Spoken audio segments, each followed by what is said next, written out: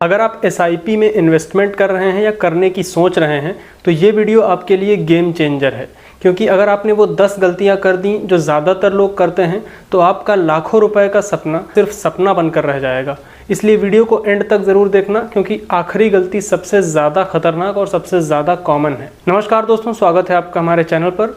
आज हम बात करने वाले हैं उन टॉप 10 मिस्टेक्स की जो एसआईपी के इन्वेस्टर्स अनजाने में कर बैठते हैं। एसआईपी यानी सिस्टमैटिक इन्वेस्टमेंट प्लान एक शानदार तरीका है धीरे धीरे अपनी वेल्थ को बनाने का, लेकिन इसके साथ डिसिप्लिन और स्ट्रेटजी भी ज़रूरी है। अगर इन बातों को नज़रअंदाज किया तो फ़ायदे की जगह आपको नुकसान हो सकता है। पहली गलती है बिना रिसर्च किए इन्वेस्ट करना। कई लोग बस सुनकर या फिर किसी दोस्त की सलाह पर किसी फंड में एसआईपी शुरू कर देते हैं। ये सबसे पहली और सबसे बड़ी गलती होती है। हर फंड की अपनी एक इन्वेस्टमेंट स्ट्रेटजी होती है। कुछ फंड्स हाई रिस्क के होते हैं और कुछ स्टेबल होते हैं। फंड की पास्ट परफॉर्मेंस, उसका एक्सपेंस रेशियो और फंड मैनेजर का ट्रैक रिकॉर्ड देखना बहुत ही ज़रूरी होता है। दूसरी गलती है बिना किसी टारगेट के इन्वेस्टमेंट शुरू कर देना।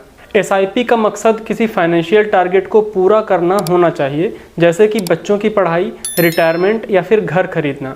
अगर कोई क्लियर गोल नहीं है तो इन्वेस्टमेंट में डिसिप्लिन भी नहीं रहेगी। हमेशा ये चीज़ पहले तय करें कि क्यों आप इन्वेस्टमेंट कर रहे हैं और कितने सालों के लिए कर रहे हैं। तीसरी गलती जो बहुत सारे इन्वेस्टर करते हैं वो है मार्केट गिरते ही एसआईपी को बंद कर देना।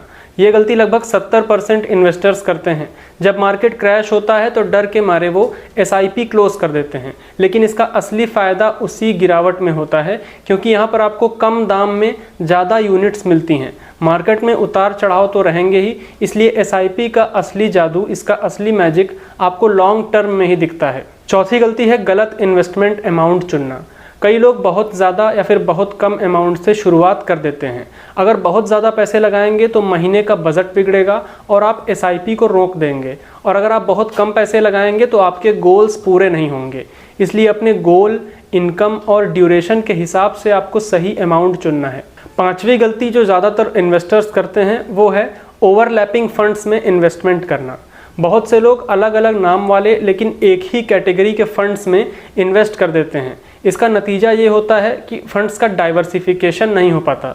जैसे 2 लार्ज कैप फंड्स या फिर 3 स्मॉल कैप फंड्स में निवेश कर लिया। इसका मतलब ये है कि आपके सारे फंड्स लगभग एक जैसे स्टॉक्स में जा रहे हैं। बेहतर होगा कि एक लार्ज कैप, एक मिड कैप और एक फ्लेक्सी कैप फंड में अपना इन्वेस्टमेंट करें।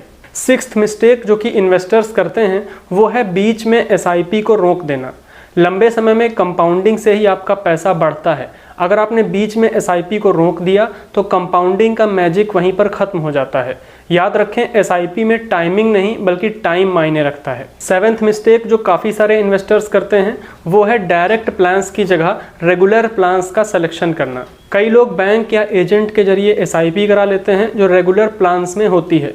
इसमें डिस्ट्रीब्यूटर को कमीशन जाता है, जिससे आपके रिटर्न्स थोड़े से कम हो जाते हैं।